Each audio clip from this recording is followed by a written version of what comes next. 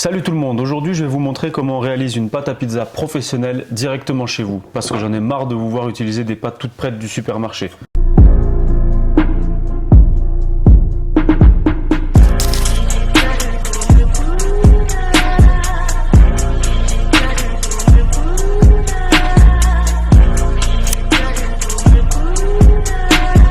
Vous allez voir, pour ça c'est très simple, il suffit de quelques ingrédients. De la farine, du sel, de la levure, de l'eau.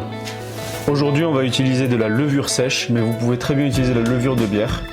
Je vous mettrai en description les quantités parce que c'est pas tout à fait pareil, il faut respecter un certain grammage. Donc pour commencer, la première étape va venir de dissoudre le sel dans l'eau.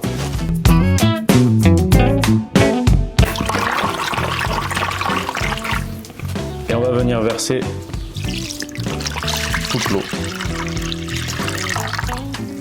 Moi j'utilise une madia traditionnelle, mais vous pouvez très bien faire ça avec un saladier à la maison.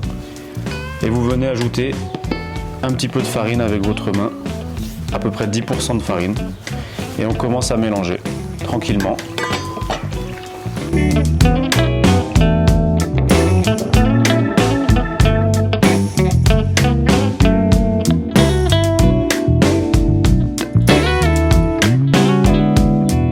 Un petit peu de farine. Si vous utilisez comme moi de la levure sèche, vous pourrez la dissoudre directement dans la farine, c'est pas un problème. Et exactement pareil pour la levure de bière, vous pourrez la dissoudre un petit peu dans la farine en l'écrasant en petits morceaux.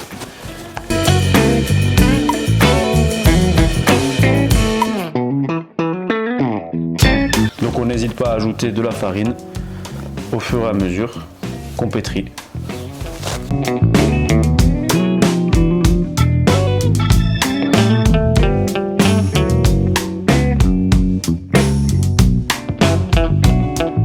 Vous allez avoir une texture un peu crémeuse au début et c'est normal.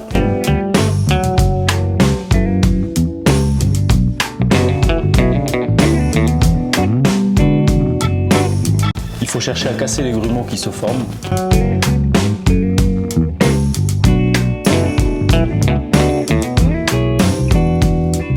Voilà, on n'hésite pas à remettre de la farine.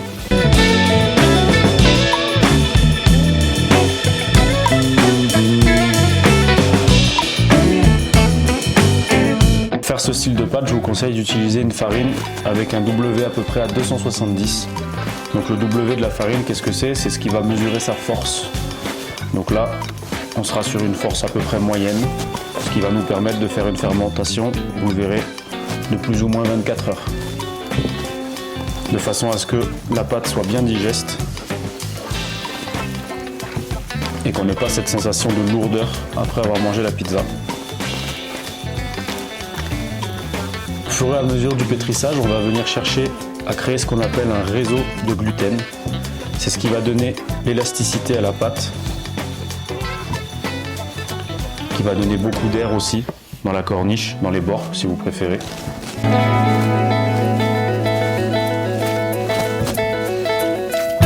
À cette étape, on va pouvoir mettre la pâte directement sur le plan de travail. Donc avec l'aide d'une spatule, vous allez décrocher tout ce qui s'est mis dedans. Voilà.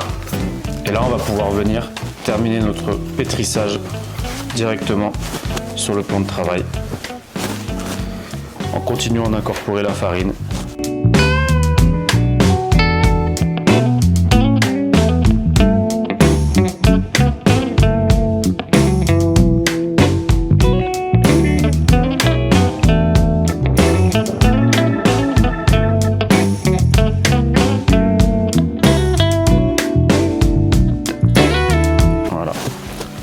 Vous ramenez les bords.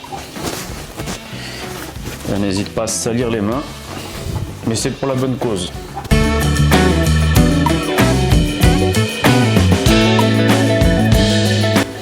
Là, vous allez chercher en bas, taper et revenir.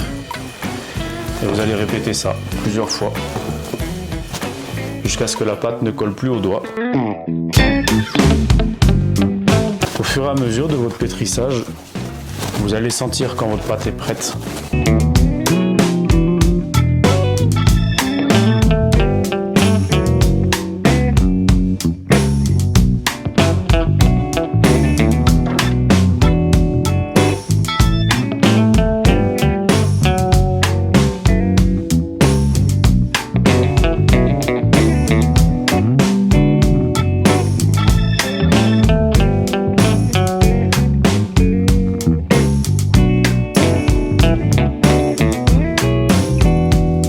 Technique, vous allez former un triangle, revenir et attraper. Voilà, quand votre pâte est bien prête, vous allez le voir, elle sera lisse et homogène. Là, vous formez une boule. Voilà. Maintenant, on va la laisser reposer. Donc pour ça, on va la remettre dans votre madia ou dans votre saladier si vous êtes à la maison. Et vous allez vous munir d'un linge propre que vous aurez humidifié ou d'un couvercle. Et vous allez la laisser reposer entre 1h30 et 2 heures. On se retrouve après. Voilà, on se retrouve après 2 heures de fermentation. Donc on voit qu'on a une pâte bien pétrie, bien souple. Donc si on veut tester le réseau de gluten, c'est simple, on peut étirer la pâte à la lumière et si elle ne se déchire pas immédiatement, c'est qu'on a un bon réseau. Sinon, ce que je vous conseille de faire, c'est de faire une série de rabats, comme on l'a vu tout à l'heure, en venant lui donner quelques coups et la laisser reposer 20 minutes de plus. Et ensuite, vous verrez que vous aurez une pâte avec un beau réseau de gluten. Ensuite, pour venir faire les pâtons, il y a plusieurs techniques. Vous allez vous munir d'un coup de pâte et venir découper des tronçons.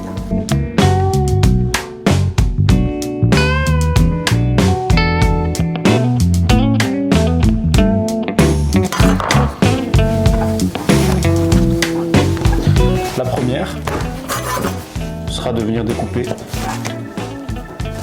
des boudins d'à peu près 280 grammes. Soit vous faites la technique du boulanger, c'est-à-dire que vous venez pincer et rouler jusqu'à ce que ce soit bien lisse.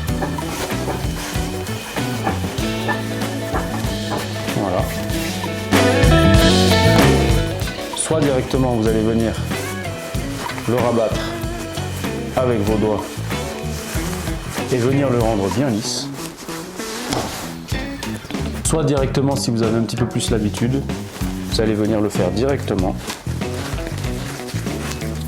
un petit peu comme la mozzarella, et vous découpez. Et voilà, vous voyez, c'est le creux qui vient racler jusqu'à ce que ce soit bien lisse. On fait tourner la pâte sur le plan de travail et vous avez des jolis pâtons, à peu près 280 grammes pour une pizza qui fera plus ou moins 30 cm. Le temps de fermentation va dépendre de plusieurs facteurs. L'humidité de la pièce, la température extérieure, la température de l'eau que vous utiliserez. Je vous conseille d'utiliser une eau bien froide, pas d'eau chaude, ça sert à rien. Vous allez pouvoir ensuite venir déposer vos pâtons dans un bac comme ceci. Vous pourrez en mettre entre 12 et 15 à peu près. Et ensuite on vient mettre un couvercle bien hermétique et vous laissez reposer ça 24 heures à température ambiante entre 18 et 25 degrés maximum. Voilà, si cette vidéo vous a plu, n'hésitez pas à mettre un like et à vous abonner. Et dites-moi en commentaire ce que vous aimeriez voir comme recette la prochaine fois. Allez, salut!